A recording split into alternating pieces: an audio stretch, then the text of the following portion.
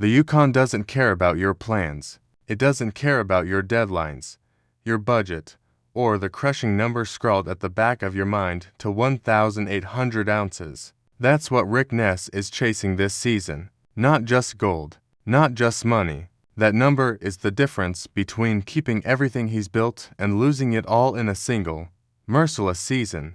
And as his crew gathers in the cook shack on another cold Yukon morning, trading jokes over sausages and bad coffee, you can feel it, the lightness of the banner layered over something heavier beneath. They know what's at stake. They always do.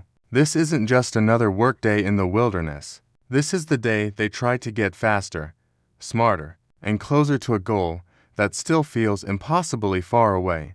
Most people don't know that before Rick Ness ever touched a piece of heavy machinery, he was living an entirely different life. He toured the world as a musician. He played stages and chased melodies. He knew rhythm, not the rhythm of diesel engines and bulldozers, but of bass lines and packed concert halls. That life ended quietly, the way most big changes do, not with a dramatic farewell, but with a phone call. A young kid named Parker Schnabel reached out, and something in Rick shifted. He traded his instrument for a gold claim, and the Yukon became his stage. That was 13 years ago.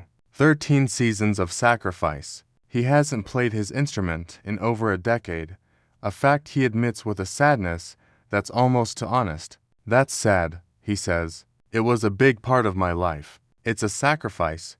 Behind every ton of earth moved in Vegas Valley Extension, there's a quiet cost, not just financial, but personal. Rick didn't just come here to find gold. He came here to eventually get his life back, but getting his life back requires surviving this season first. And right now, the season is bleeding time. Rock truck breakdowns have been hammering his operation, grinding momentum to a halt every time a machine gives out on the rough, cratered road cutting through the claim. Rick, ever the problem solver, spots something the rest of the crew might have missed.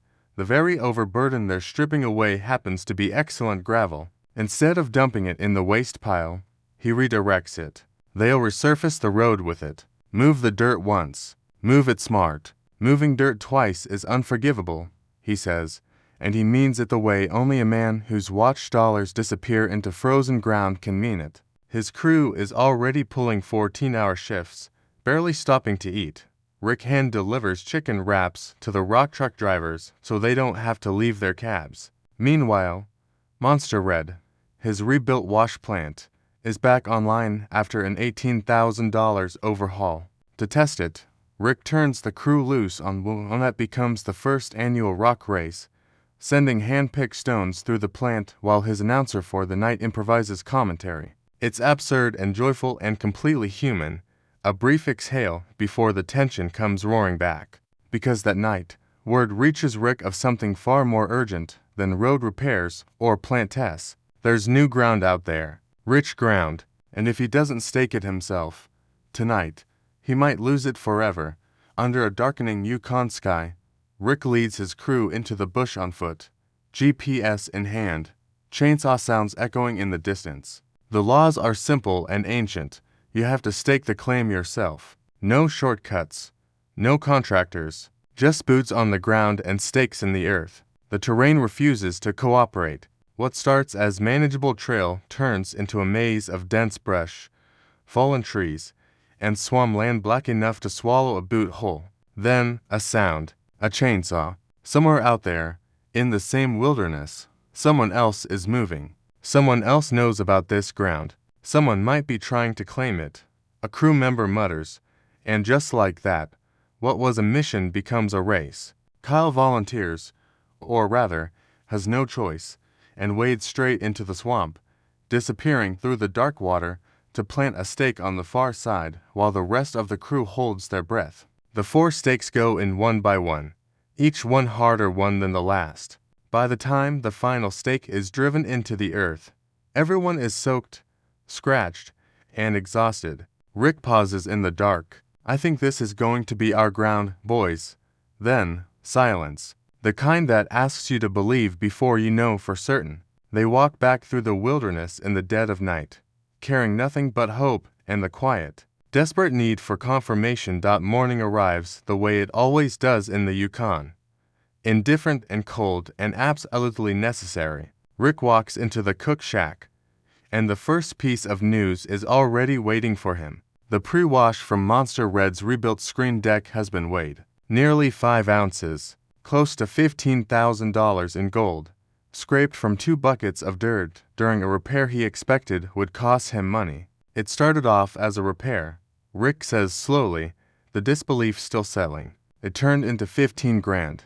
He shakes his head like a man who has learned not to count on miracles, but keeps finding them anyway. Then he opens his email. The staking claim, submitted in the dark, in the swamp, under pressure, has been confirmed. Rick Ness now holds over 3,600 acres of ground, the single largest land holding in Keno. The crew slides a crown across the table toward him, handmade by someone's daughter, and names him what the season has been quietly proving all along, the King of Keno. Rick laughs, a little embarrassed, a little overwhelmed. I'm not going to get away from this damn king thing, he says. But beneath the laugh, something softer lives, a musician who gave up his instrument, a miner who bet everything on frozen ground, a man who moved dirt once, moved it smart, and somewhere between the swamp and the sunrise, found exactly what he came to the Yukon looking for, not just gold, ground that belongs to him, and a season that isn't finished with him yet.